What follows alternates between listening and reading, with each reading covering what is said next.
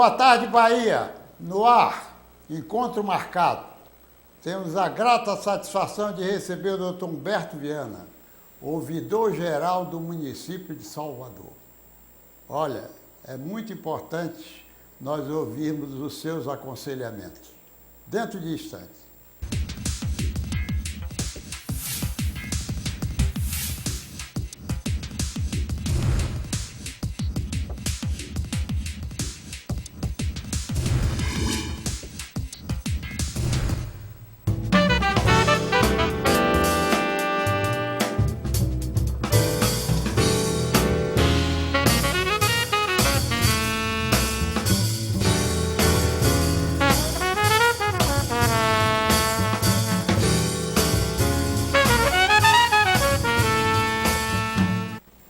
Doutor Humberto, como dizia eu nessa abertura do programa, eu acho de importância muito grande essa questão da ouvidoria, porque assim nós, soteropolitanos, que convivemos, né, que às vezes não é de nascimento, é por adoção, por conveniência, pelo trabalho, e ter, digamos assim, uma ouvidoria é muito bom para que a gente possa levar os nossos anseios ou alguma coisa que a gente tenha necessidade de fazer alguma defesa, enfim, uma boa orientação. Portanto, para nós hoje e para os nossos telespectadores, isso constitui uma alegria e também um encontro muito agradável. Para começar, eu gostaria de lhe perguntar qual é a impressão que você tem, digamos assim, da existência da ouvidoria. Pois não, muito boa tarde. Doutor Luiz, o prazer é todo meu e fica inclusive o meu agradecimento pela oportunidade de nós estarmos aqui conversando de uma maneira muito agradável, salutar sobre a ouvidoria. É sempre importante quando nós temos essa oportunidade. E é uma coisa importante a gente aproveitar esses momentos para esclarecer, inclusive para a população, o que é o papel da ouvidoria, né? A ouvidoria no Brasil ela surgiu há muito pouco tempo, há cerca de aproximadamente 20 anos, com a própria democratização do país. A partir daí começaram a surgir novos mecanismos de defesa dos direitos do cidadão. E o ponto alto exatamente do surgimento das ouvidorias veio exatamente com a criação do Código de Defesa do Consumidor, que exigiu, através das empresas e dos órgãos públicos, a necessidade de criar canais de diálogo entre essas empresas e órgãos com os seus consumidores. Surge aí as ouvidorias, nós temos inclusive uma referência que foi na área privada, a ouvidoria do Grupo Pão de Açúcar, através da Vera Giangrande, que hoje é uma ouvidora mor, inclusive um ícone nesse trabalho, que fazia algo que caracteriza muito bem o trabalho da ouvidoria. Em vez de ela ficar dentro do seu escritório recebendo telefonemas ou e-mails ou o que fosse, ela literalmente circulava entre os supermercados conversando com os consumidores. E disso ela tinha uma série de informações que eram fundamentais para a própria gestão do estabelecimento. De lá ela descobria qual a preferência que o consumidor tinha sobre um determinado produto, a própria localização, a dificuldade que tinha de acesso, e essas informações chegavam até a administração no sentido de que houvesse um repensar do plano estratégico de gestão daquele estabelecimento. Na área pública, a gente passa a absorver como um mecanismo de apoio às centrais de atendimento, os mecanismos que são disponibilizados ao cidadão para a solicitação de serviços públicos, para reclamações, críticas, sugestões. E nesses 20 anos eu posso dizer que a ouvidoria no Brasil, e em especial na Bahia e em Salvador, ela evoluiu bastante. Hoje nós somos referências nacional e internacional de ouvidoria pública. Agora me diga uma coisa, você falou bem na questão da defesa do consumidor. Pergunto eu a você, há uma gradação ou um escalonamento, que nós temos PROCON, nós temos a coisa DECOM e a ouvidoria, existe um interrelacionamento de vocês, não é? Né? Integrado, de contato, ou funcionam estanques? Como é Não, isso? essa integração ela é fundamental, né? Eu costumo colocar que a ouvidoria ela atua sempre no que nós definimos como uma segunda instância. Significa o quê? O cidadão ela tem dentro do poder público uma série de mecanismos para a solicitação de seus serviços. Então, dentro de uma secretaria de infraestrutura, ela tem uma central onde ele pode ir lá e pedir o serviço de tapa-buraco, de poda de árvore. Dentro da Limpurbe, por exemplo, ele tem um serviço, o açougue pode fazer essa solicitação diretamente. A ouvidoria passa a atuar a partir do momento em que o cidadão não se sente satisfeito pelo atendimento que teve ou pela resposta do serviço ao qual ele solicitou. A mesma coisa acontece em relação aos órgãos de outras instâncias federativas. Então, eu costumo dizer que o modelo de ouvidoria, principalmente que é adotado pela Bahia e pelo município de Salvador, ele é um modelo em rede. Significa que nós temos uma ligação, uma relação direta com todos os órgãos municipais, inclusive com os órgãos estaduais, no sentido de que a cada demanda do cidadão seja identificado qual a instância já foi percorrida e deve ser percorrida para chegar à solução daquele problema. Então, essa integração é fundamental. A rede de relacionamento, se ela não existir, a ouvidoria ela corre o risco de cair em descrédito, porque nós não temos um poder de decisão. Então, o problema que tem de um buraco, de um bueiro, não é um problema que a ouvidoria resolve. A ouvidoria tem que intermediar com o órgão responsável para verificar o porquê que aquela solicitação do cidadão não foi cumprida no prazo que é determinado para ser cumprido. Então, o cidadão tem na ouvidoria o apoio a essas demandas e, pelo lado da administração, a grande vantagem da ação da ouvidoria é que a administração ela consegue ter uma visão muito ampla quanto à qualidade dos serviços que estão sendo prestados. Quanto mais a incidência de determinadas reclamações para determinadas áreas, significa que algum problema está acontecendo ali. Talvez na parte do atendimento direto, talvez na área operacional, talvez na necessidade de reengenharia dos prazos determinados. Enfim, esse apoio da ouvidoria possibilita a criação de novas políticas públicas e um forte controle da qualidade dos serviços que estão sendo prestados. Mas o que eu pude perceber, digamos assim, vocês estão mais direcionados exatamente ou com os serviços da cidade de Salvador, não é? Ou com os serviços englobando secretaria dos órgãos de Salvador, não é?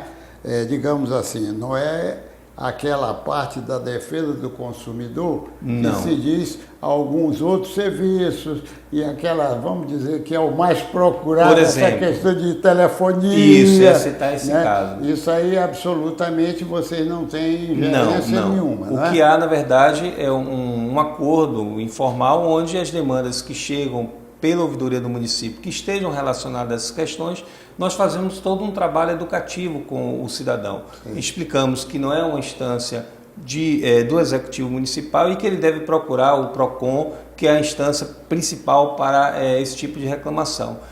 Ao tempo também que há uma possibilidade, aí eu vou citar um caso que é muito interessante, onde, independente da relação que haja entre os poderes, a integração acaba acontecendo pela própria filosofia das ouvidorias. Então, é muito comum nós recebermos, por exemplo, reclamações quanto à segurança pública, que não é da instância municipal, e sim da instância estadual. Entretanto, nós não deixamos de atender um cidadão que entre em contato conosco.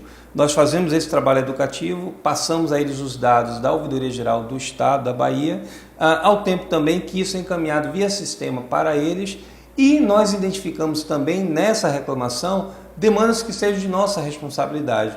Porque quando a gente fala de segurança pública, nós não estamos falando exclusivamente do policial naquela comunidade. Muitas vezes há um problema de iluminação, um problema da necessidade de recapeamento asfáltico ou de infraestrutura naquela região, que vão auxiliar a capinação, por exemplo, de terrenos baldios. Então, são ações municipais que auxiliam também no apoio à segurança pública. Então, a ideia principal do trabalho da ouvidoria é ter um trabalho de consciência muito mais amplo do que a demanda específica do município. Nossa preocupação é com o cidadão, seja esse serviço ao qual ele solicita algo de nossa responsabilidade ou de outra instância, as quais a gente deve sempre acionar. Isso aí foi muito bem colocado, porque às vezes a pessoa fica atabalhoada porque não sabe o que vai fazer. É verdade. Não sabe qual é, aonde ele vai se dirigir, não é? Às vezes pensa que ele deve ir diretamente ao serviço, que talvez seja melhor ter o encaminhamento através da ouvidoria. Eu acho até que ele poderá ter mais sucesso, dado a força que desse órgão pode influenciar ou pode exigir daquela secretaria ou daquele órgão, do que for, a solução daquele problema. É verdade. Inclusive, talvez até me adiantando um pouco as suas perguntas, essa filosofia é uma filosofia que o prefeito ACM Neto ele adotou, e que inclusive tem sido implementada através da Ouvidoria Geral a partir do momento em que nós assumimos o programa Fala Salvador. É um programa novo que vai ser implantado a partir do ano que vem. Esse ano foi um ano de estruturação desse modelo e que não envolve apenas o trabalho da ouvidoria. O conceito do Fala Salvador é mudar radicalmente a cultura de atendimento ao cidadão dentro do município. E aí nós estamos falando desde aquele atendente no órgão ao qual o cidadão vai, que ele atenda bem, que ele esteja bem informado, que ele tenha os recursos necessários para fazer esse atendimento com qualidade, até a prestação do serviço. Isso significa o quê? O Fala Salvador consiste em todo um processo de reestruturação dos canais de acesso do cidadão. Então, o canal telefônico, nós vamos implantar o Disque Salvador 156. Qualquer necessidade que o cidadão tenha em termos de solicitações de serviços, informações, inclusive a implementação da Lei de Acesso à Informação, reclamações, críticas, denúncias, elogios, que é algo que também a gente precisa incentivar. Muitas vezes a nossa cultura não nos leva muito a fazer elogios. Ele pode fazer via telefone, através do Disque Salvador, ele pode fazer presencialmente nas prefeituras bairros, que já vão ter 5 prefeituras bairros inauguradas ainda esse ano e as outras 5 no próximo ano.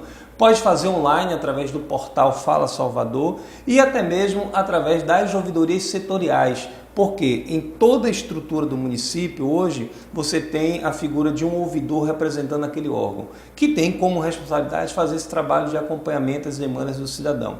Ou seja, a tendência das ouvidorias no Brasil, a ouvidoria moderna que vem sendo implantado, é um modelo muito nosso mesmo, brasileiro, e que tem causado assim uma impressão fabulosa no âmbito internacional. Nós estamos ampliando a nossa capacidade em termos de relacionamento com o cidadão. Hoje as ouvidorias passam a administrar canais, inclusive, de entrada de demandas. E a partir daí a gente faz todo um acompanhamento da qualidade desses serviços que estão sendo prestados. Eu acho que o senhor acertou na mosca essa nova filosofia, essa nova cultura de relacionamento com o cidadão. Agora, você, com isso aí, me deu a ideia, nesse momento, como nós estamos aqui com um meio de comunicação televisivo, mas vamos dizer aquele que é auditivo do rádio. Eu acho que com isso vocês não vão diminuir a quantidade das queixas que são feitas aos nossos comentaristas, os nossos que têm programas, digamos assim, populares, recebendo queixas, né? Então isso vai diminuir um pouco. Talvez aí vá haver um direcionamento dessa queixa, desse pedido, dessa coisa, diretamente à ouvidoria. Tomara que as pessoas passem a usar mais até para elogiar, né? Agradecer o que foi colocado. É verdade. E outra coisa que eu queria lhe dizer, para o comunicador, né, que a gente vê isso nos programas, principalmente pela parte da manhã e coisa que não valha, quer dizer, eles também vão ter uma âncora para eles, porque eles sabem aonde vai dirigir. Com certeza. Em vez deles, digamos assim, ficarem preocupados, mas é naquele lugar e tal, ele parte já para a ouvidoria, porque ele teria, digamos assim, o reforço desse órgão da prefeitura, né?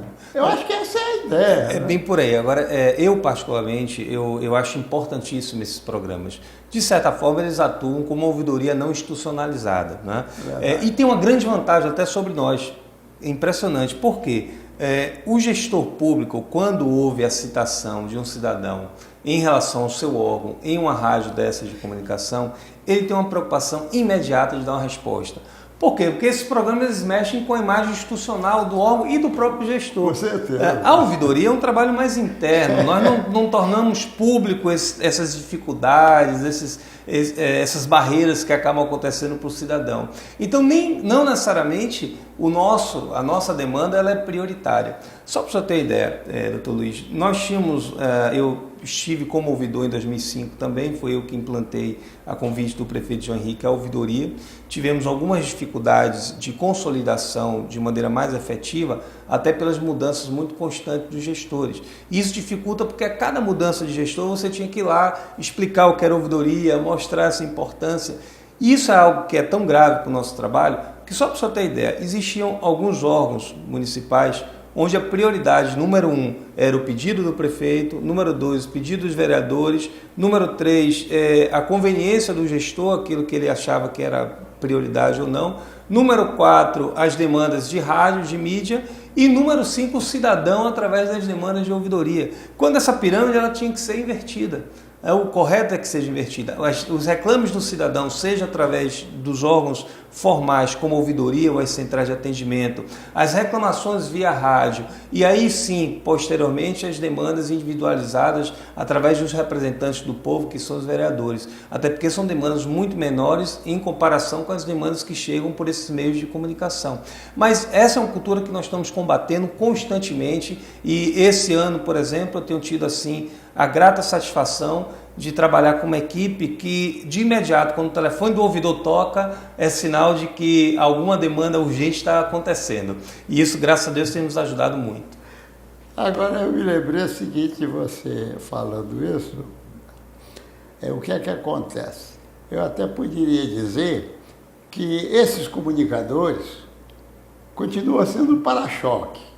É como se fosse um para-choque. Ele é que recebe o primeiro impulso dessa pessoa naquele desejo que ele pretende ou naquela defesa que ele pretende de uma necessidade que realmente lhe é necessária, premente, né?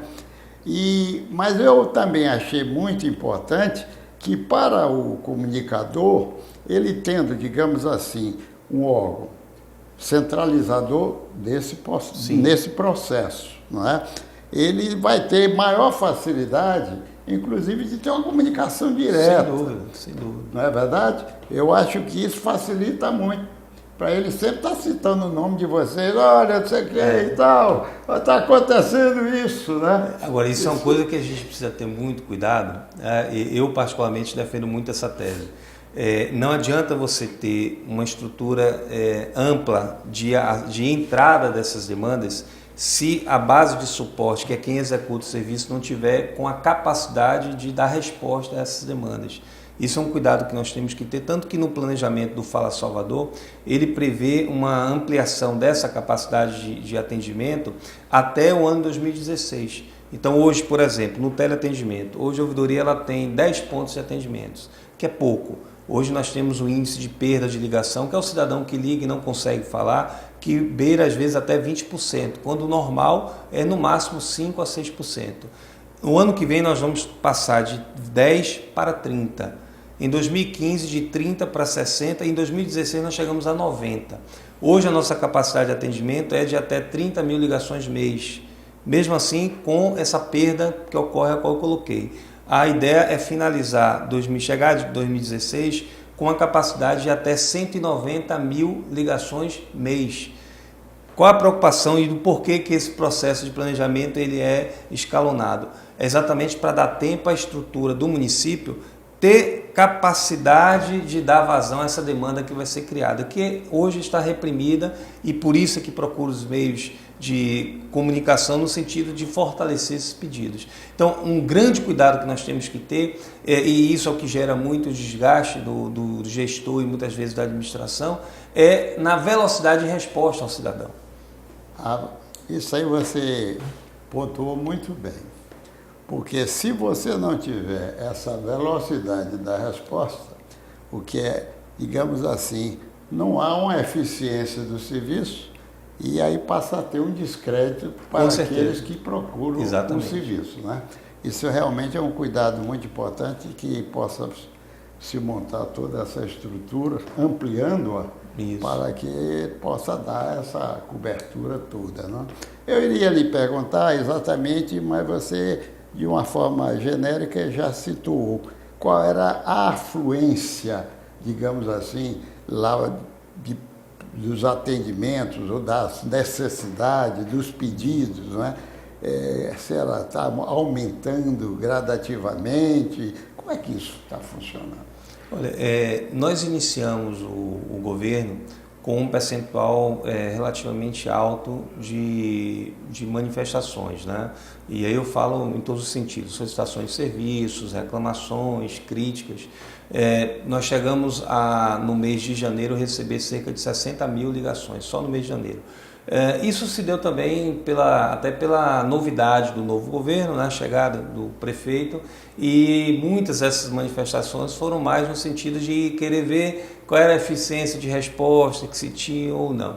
Isso se estabilizou, hoje nós temos essa média de aproximadamente 30 mil ligações mês, que variam em termos, a grande maioria são reclamações, tá? Na verdade a grande maioria são solicitações de serviço. Chega beirando em torno de 40% dessas manifestações, solicitações de serviços, tipo tapa-buraco, poda de árvore, limpeza de canal, limpeza urbana. Linhas de ônibus, a questão dos ônibus entra mais no item das reclamações. Então o pessoal reclama muito que o ônibus está atrasado, etc. De chegar. Novas linhas, isso é verdade. Isso se registra também. Então hoje nós estamos nesse patamar em termos de atendimento e há também uma tendência sazonal. Por exemplo, o mês de maio, junho e julho foram meses em que a gente teve um aumento muito grande de solicitações em relação à parte de infraestrutura, por conta do período de chuva. Exato. Então é um apoio que a gente dá, inclusive, ao serviço da Defesa Civil, através do 199. Muitas vezes as pessoas não conseguem entrar em contato com o 199 e acabam ligando para o 156 e há essa interação nesse sentido. E aí isso vai variar também por algumas áreas, né? Nós temos períodos em que há um índice muito elevado de informações por conta de campanhas. Bolsa Família é uma campanha que normalmente dá um pico muito grande de informações que são solicitadas, onde nós damos algumas orientações através do teleatendimento. Mas o nosso dia a dia ele vai variar muito por conta dessas questões sazonais e principalmente da situação com relação à capacidade de atendimento. Então hoje os índices de perda de ligações vão variar por conta desses episódios e evidentemente pelo tipo de manifestação. A tendência agora daqui para o final do ano é que nós tenhamos uma redução dessas demandas de infraestrutura a partir do momento em que a cidade começa a ser colocado em serviços de tapa-buraco, recapeamento asfáltico, há uma normatização desse processo. E aí começa a surgir o número de informações por conta do verão que vem chegando. Quer dizer, há toda essa sazonalidade que ela é sempre mapeada e em cima disso é feito um planejamento. Só para você ter ideia, a título de curiosidade, nós tivemos a oportunidade de conhecer o serviço 1746 da Prefeitura do Rio de Janeiro. É um conceito muito semelhante ao Fala Salvador, ao qual, inclusive, nós usamos isso como benchmark no sentido de trazer e adaptar esse conceito à nossa cultura. Lá eles conseguem, com antecedência de um ano, fazer todo o planejamento, até mesmo quanto à quantidade de pessoas a serem contratadas em determinados períodos. Então eles sabem, por exemplo, que no mês de julho há um índice muito grande de chuvas e, evidentemente, precisa ampliar as equipes da área de rua, da parte de limpeza e de acompanhamento de tapa-buraco. E isso é feito com antecedência de um ano.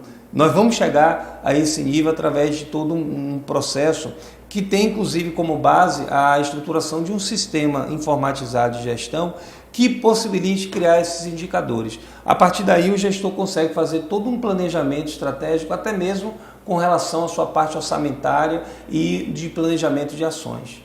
Agora, você falou uma coisa, e eu queria saber da sua impressão, desde quando você já vem, digamos assim, nessa função de ouvidor, de décadas aí. Já é verdade. Então, o que eu queria, dá para se notar, me parece, como a pessoa que ou é ouvinte ou é assistente através da visão, de que já se melhorou muito, digamos, nessa parte sazonal, dessas catástrofes que às vezes aconteciam no passado. Sim. Eu acho que nós já melhoramos, lógico que não chegamos ao ideal, ideal, com certeza. Mas na verdade a gente tinha deslizamentos e outras situações difíceis, né? Ainda tem, porque também há o abuso daquela pessoa que vai sabendo que vai se arriscar, né? Ou construindo uma coisa num lugar que é indevido, né?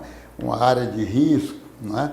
Mas por serviço que realmente já se fez no passado, que vem fazendo, aquelas melhorias de habitação, enfim, de encosta, eu acho que a coisa, pela ideia que a gente tem, que já melhorou um pouco nessa situação. Não, sem dúvida, sem dúvida. A memória a melhora, ela é visível.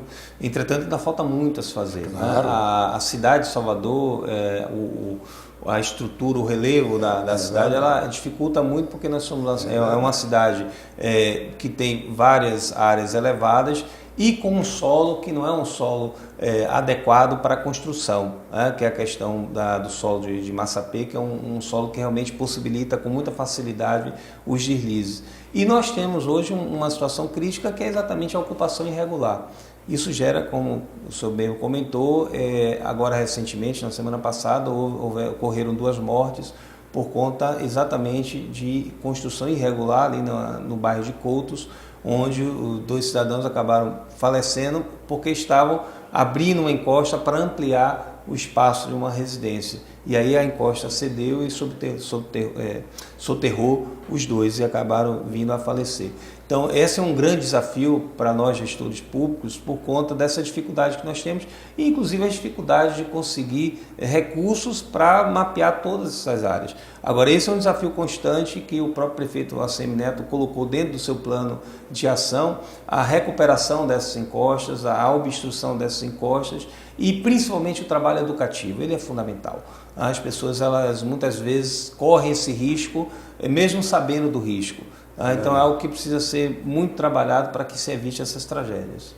Agora me diga uma outra coisa. Essa forma do atendimento, vamos dizer assim, ele poderá ser feito através do telefone? Isso. 156?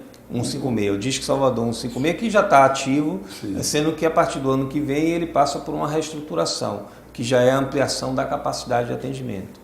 Ou, digamos assim, também vocês têm, digamos, a recepção, que pode se dirigir diretamente lá na ouvidoria? Sim, a ouvidoria ela tem o atendimento presencial dentro da própria ouvidoria e contamos ainda com a rede municipal de ouvidorias. Então, hoje em Salvador nós temos 30 ouvidorias, tá? Por isso que nós fazemos parte da ouvidoria geral, que tem como função coordenar essa rede. Então, hoje, em todos os órgãos municipais, seja da administração direta ou indireta, o cidadão vai encontrar a figura do ouvidor. Algumas com uma estrutura melhor, como é o caso da Secretaria da Saúde, até porque a ouvidoria da saúde ela é apoiada pelo Ministério da Saúde, através das ouvidorias do SUS, possui inclusive uma estrutura melhor do que a nossa da ouvidoria geral, em termos de equipamentos, de pessoal, porque há esse financiamento direto. A SUCOM também é um outro órgão que tem uma ouvidoria bem estruturada, bem implantada, e outros órgãos que têm ouvidorias um pouco menos estruturadas, mas que a figura do ouvidor ali representando o órgão tem como finalidade fazer esse atendimento. Então o atendimento presencial ele ocorre muito mais nessas ouvidorias do que na própria ouvidoria geral. E vamos ter, a partir ainda desse ano, os pontos de atendimento das prefeituras bairros, que vai facilitar, inclusive, o atendimento das pessoas sem necessidade de se deslocar até o centro da cidade. Porque isso, me parece, foi uma criação nova, né? Dessa descentralização. É uma readaptação, né? Porque prefeitura, que antigamente eu não ouvia falar que tinha ali uma prefeitura descentralizada.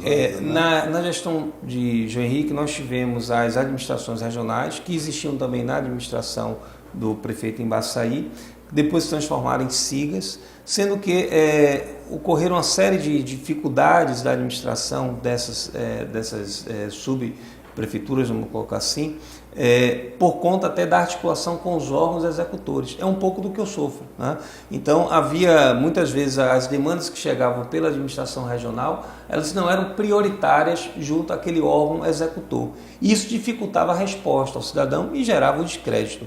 Nesse projeto do prefeito ACM Neto, o próprio conceito da Prefeitura Bairro, ele vai muito além desse processo de atendimento ao cidadão. A ideia é que seja uma mini prefeitura que tenha o cidadão nessas estruturas não somente a possibilidade de fazer as suas solicitações, mas até mesmo intervir diretamente nas decisões do poder municipal. Tanto que os conselhos comunitários que fazem parte do gabinete do prefeito estão sendo estruturados pelas prefeituras bairros. A ideia é aproximar cada vez mais a gestão municipal ao cidadão dentro do seu bairro, dentro da sua comunidade.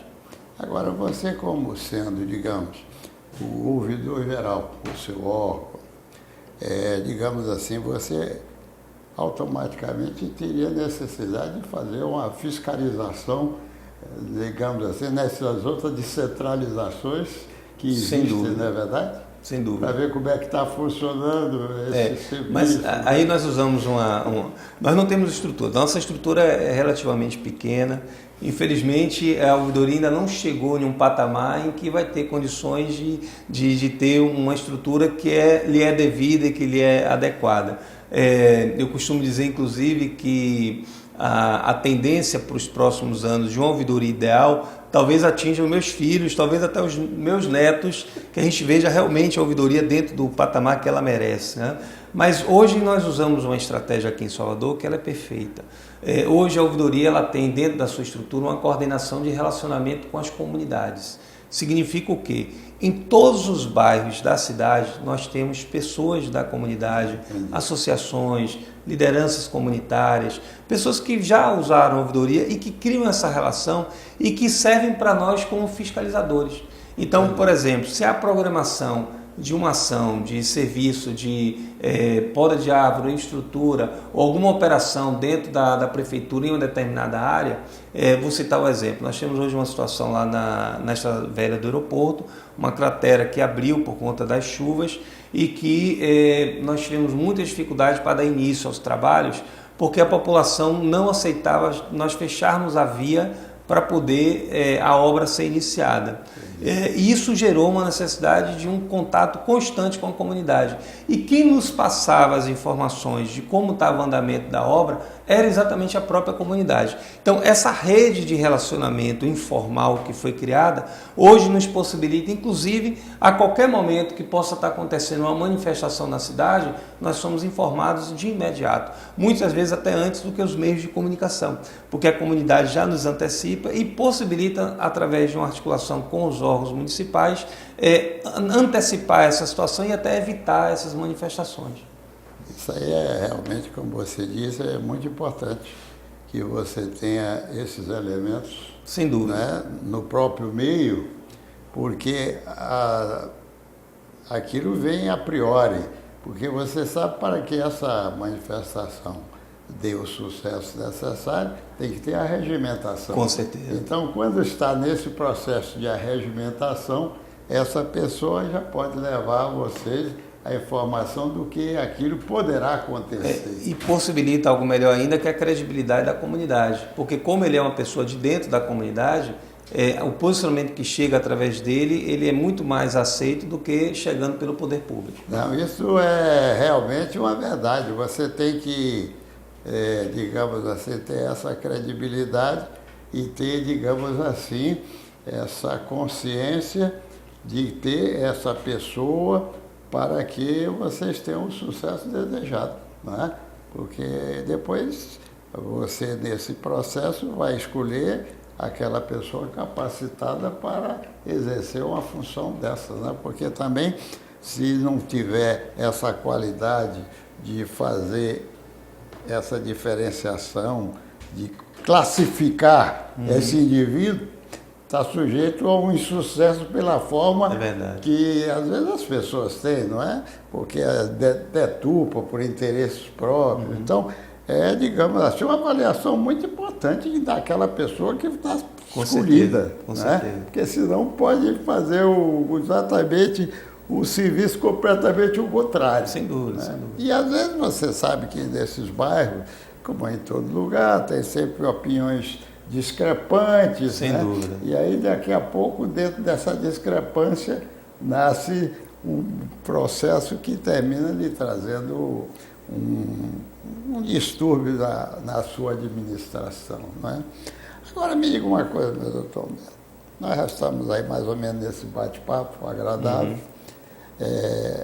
Eu creio que ele é muito instrutivo, porque ele está demonstrando da necessidade do serviço e também do apoio que ele pode dar à nossa população. E eu queria aproveitar esse momento e ver o que você teria de algum aconselhamento dentro da sua experiência que pudesse surtir um efeito desejado para todos os nossos cidadãos. Não, claro. O ponto principal é a importância do cidadão sempre procurar os canais que são disponibilizados pelos órgãos. E eu não estou falando só da área pública, eu falo também da área privada no que diz respeito à prestação de serviços e à aquisição de produtos.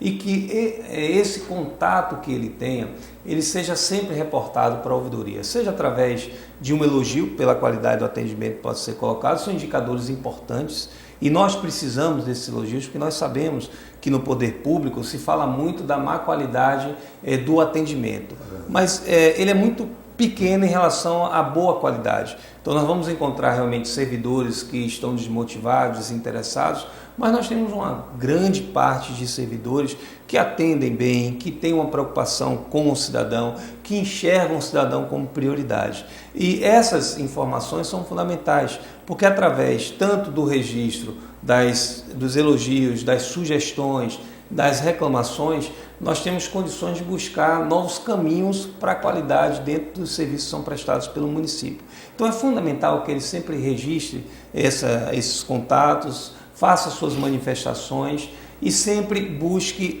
através desses meios, ter os dados específicos de protocolo, tudo que tiver para facilitar o nosso trabalho.